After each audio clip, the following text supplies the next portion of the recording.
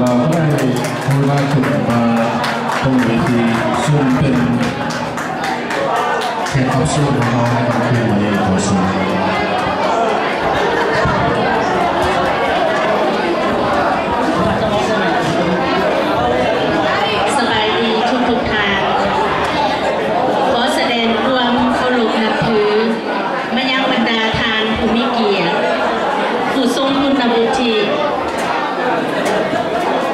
ตลอดถึงคณะกรรมการองค์การจัดตั้งต่างๆที่ได้เข้ามาร่วมในงาน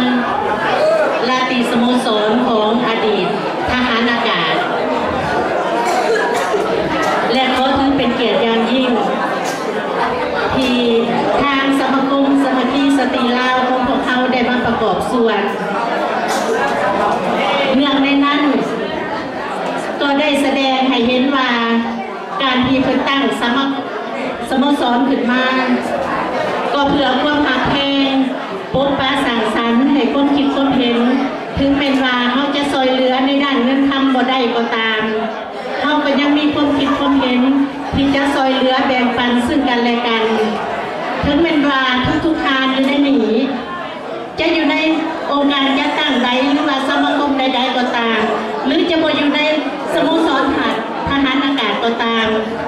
พวกเขาเป็นคนลาวมีความหักแพงนับถือให้เกียรติสนับสนุนซึ่งกันและกันฉะนั้นทางสมาคมสมาคีสตรีลาวของพวกเราก็มีของขวัญเล็กๆน้อยๆที่มาประกอบส่วนในค่ำคืนมื้อนี้แต่ว่าก่อนจะทานจะได้พบกับนักศิลปินของสมาคมสมาคีสตรีลาวของพวกเราข้าพเจ้าผู้วันหลวงอภัยผู้ตั้งหน้าของสมาคมสตรีลาวอยากจะเชิญทุกท่านมาสัมผัสกับบทกลอนของสมาคมสมาคีสตรีลาวขอเชิญดงหลวงยังมีใบดกหนาให้ส้มหมสมาคมสโมสรบ่แตกมากบ่ว่างถิ่นให้เสื่อมสูญให้เป็นมูลมั่งคั่งมรดกอันล้ำค่าเหมือนดังดอกจำปาเป็นบุพาคูบ้านเมืองเล่าทุ่งแต่ดังเดิมบัดนี้